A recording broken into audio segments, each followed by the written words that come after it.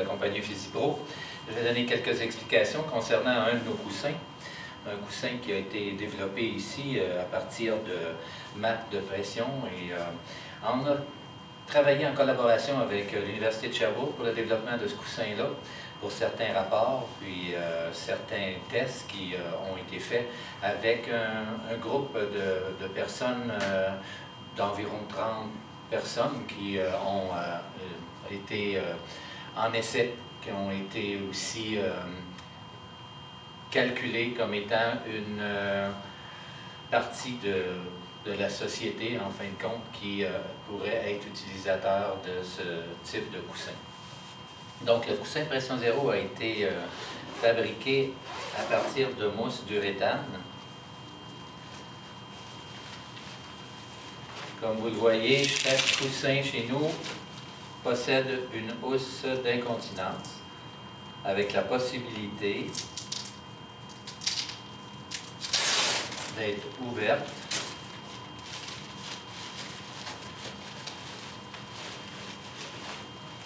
On ne les fait pas sciller. Pourquoi? Parce que le coussin pression zéro offre la possibilité d'y placer des éléments de forme correctrices au niveau des butées d'abduction et au niveau de bisocrural. Donc, je reviens sur l'historique un peu du coussin pression zéro. Dans un premier temps, le coussin a été fabriqué par des CNC, un centre d'usinage, et nous avons travaillé à partir de pads de pression, donc pressure mapping en anglais, pads de pression, pour justement les centaines de senseurs qui sont à l'intérieur du pad nous ont permis, avec une quantité d'individus, de définir vraiment la forme qu'on devait aller chercher pour dégager les ischions. Le mot pression zéro le dit, on a tenté d'arriver à quelque chose qui permettrait, autant chez les femmes que chez les hommes, d'avoir un dégagement des ischions, relocaliser la pression sur les fémurs, sur les membres inférieurs et sur les trochantères, sans en abuser, mais un peu sur les trochantères, un peu sur et la majeure partie vers les membres inférieurs. Le pression zéro, comme on le voit ici, est un coussin cuvette qui dégage très très bien le sacrum et le coccyx. Les hommes, avec l'Université de Sherbrooke, on en a déduit que les hommes étaient en général avec des ischions à 4 pouces un de l'autre et les femmes aux alentours de 6 pouces. Donc, en fabriquant notre cuvette, elle est creuse et c'est pourquoi le besoin de faire une cuvette qui est aussi creuse, c'est de supporter sur les grands fessiers, les trochantères, le fémur, la pression qui trop souvent est trop forte sur les ischions. Donc, c'est certain qu'avec un pressure mapping, avec un pad de pression, on voit qu'il y a de la pression pareille. Mais par contre, le degré de mercure est très très bas lorsque la posture est bien équilibrée aussi au niveau du tronc. Il ne faut pas oublier, quand on parle de coussin,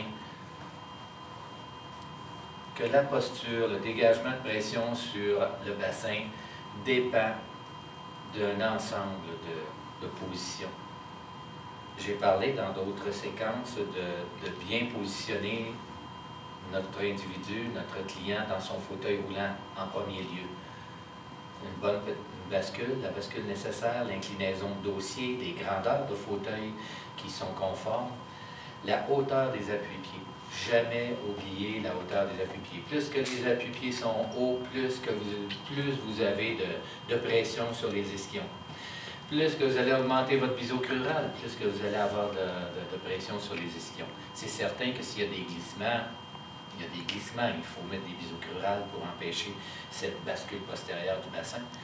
Mais je pense que souvent, par expérience, pour l'avoir constaté dans des centres de soins de longue durée, souvent les appuis-pieds sont un peu trop. Ajustez toujours les appuis-pieds de façon à vous permettent de passer la main entre le fémur, entre la cuisse et le coussin, mais avec une certaine pression. Il ne faut pas y aller trop non plus, il ne faut pas en avoir trop parce que, bon, on va occasionner une mauvaise circulation sanguine et il y aura des engourdissements. Mais par contre, il faut être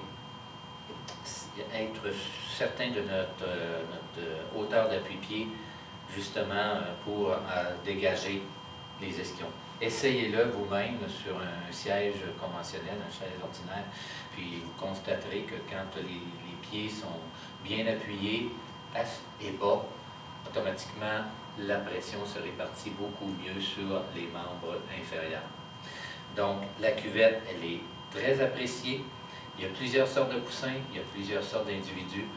Donc le coussin pression zéro, idéalement, est choisi lorsque quelqu'un n'a pas trop de problèmes d'obliquité, parce que j'ai toujours suggéré de prendre un autre coussin s'il y a un problème d'obliquité, parce que de mettre un biseau fessier en dessous ou en uréthane sur le dessus, on vient déformer la cuvette et on perd la plus-value ou on perd le concept de ce coussin-là. Aller vers un coussin stratifié, si jamais il y aurait à y placer des éléments de forme au niveau du bassin. Mais dans le coussin pression zéro, je suggère de ne pas mettre de biseau fessier. Par contre, ce qui est très important, c'est d'être capable de localiser toujours le bassin lors de l'assise. Donc, les coussins pelviens sont suggérés fortement. Si le fauteuil, dans un bassin de 16 pouces, un fauteuil de 16 pouces, on n'a pas besoin d'appui pelvien, c'est correct, on est très centré dans son coussin, dans son fauteuil, excusez, et dans son coussin par le fait même. Mais si on a le moindre espace pour pouvoir faire des rotations ou s'asseoir un peu en obliquité ou de façon non pas s'asseoir centré, on s'assoit des fois un peu plus ici, un peu plus à gauche, un peu plus à droite. Donc je crois que les coussins pelviens vont vraiment délimiter l'endroit où le bassin doit s'assire. Ça facilite les intervenants, ça facilite la personne qui utilise son fauteuil. Quand vient le temps des transferts, la personne qui se transfère elle-même, la personne qui est transférée à tous les jours, on sait que des fois, et c'est pas la faute de personne, on sait que des fois, il y a plusieurs fois, on doit transférer assez vite et les clients, tout se fait assez vite aujourd'hui. Donc, quand on a des bons guides pelviens, on est convaincu que le bassin se place au bon endroit dans un coussin à cuvette prononcée. Merci.